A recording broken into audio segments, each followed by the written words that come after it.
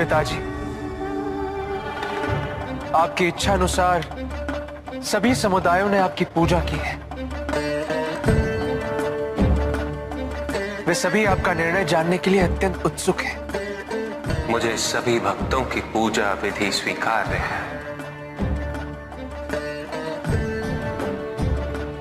किंतु कोई विधि किसी से श्रेष्ठ नहीं, किसी की भी भक्ति किसी से श्रेष्ठ नहीं।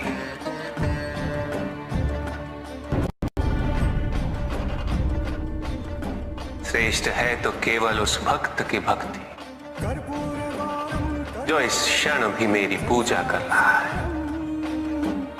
प्रभु, वो कौन सा भक्त है? हाँ महादेव, आपके सभी भक्त यहाँ पर उपस्थित हैं और सभी ने आपकी पूजा पूर्ण कर ली है। फिर आपका ये संकेत किस भक्त की ओर? हाँ प्रभु, हम सभी भी यही जानना चाहते हैं कि आपका वो ऐसा कौन सा भक्त है जिसकी भक्ति से आप बेहद प्रसन्न हैं।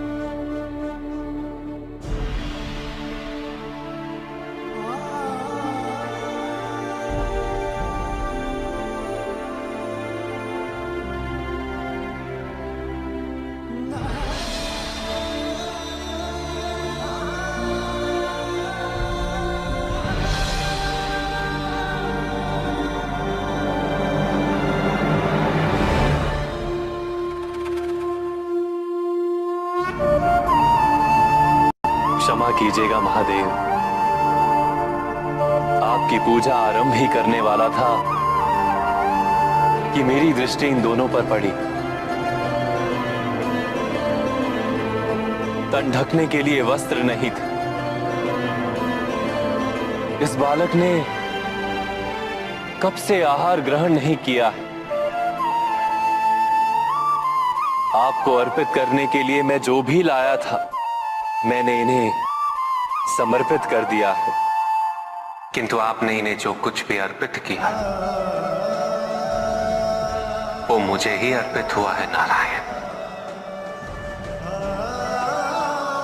यही तो है मेरी सच्ची उपासना।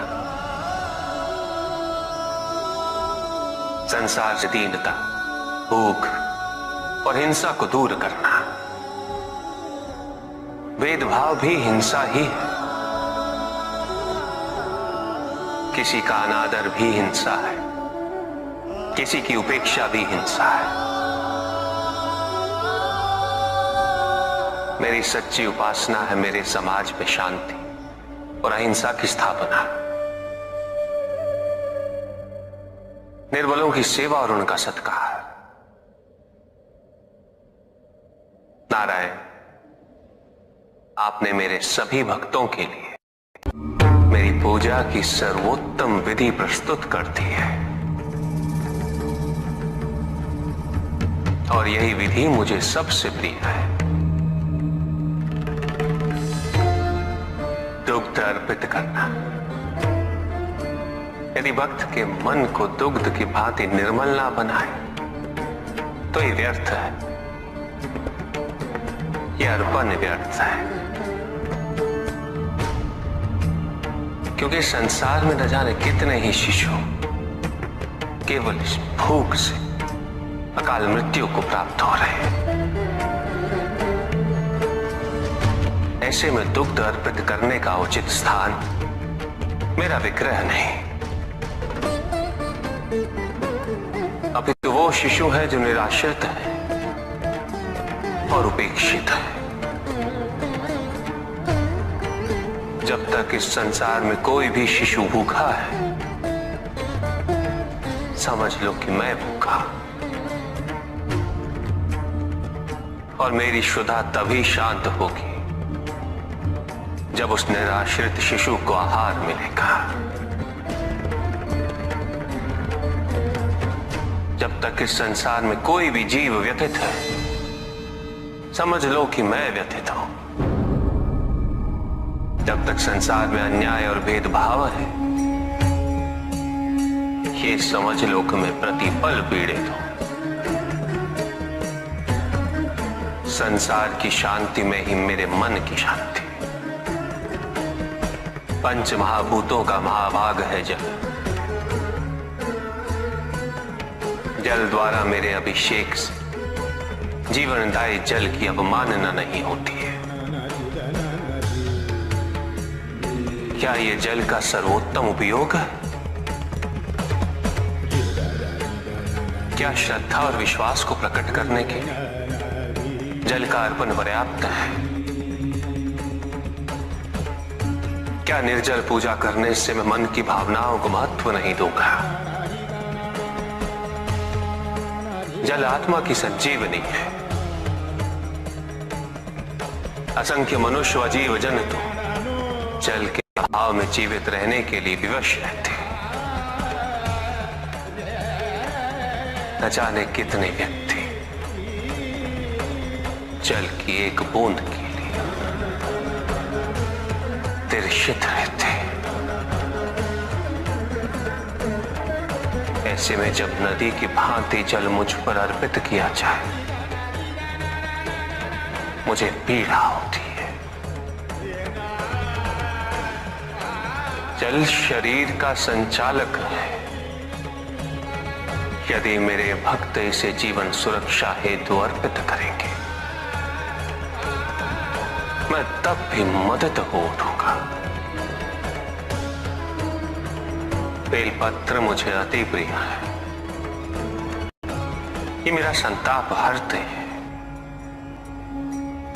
धतूरा मुझे प्रिय है।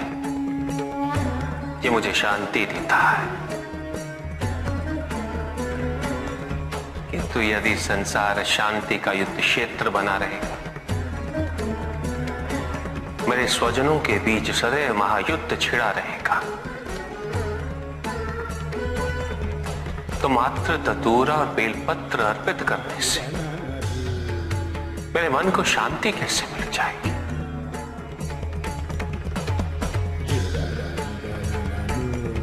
मेरी पूजा संपन्न कैसे हो जाएगी? उपासना में यदि मेरे जैसे हो जाने का भाव है, तो मेरी सच्ची उपासना है। यदि उपासना का भाव मेरे लोग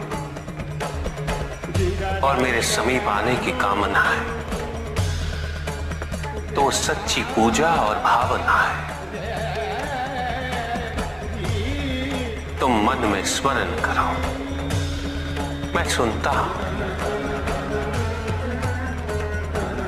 तुम मन में मुझे पुकारो, मैं आता हूं। मुझे कुछ नहीं चाहिए। यदि तुम मन को शिवमय बनाते हो, तो वही मेरा शांति से परिपूर्ण कैलाश है। वही मेरी सुंदर काशी है। वही मेरी उज्जैनी है।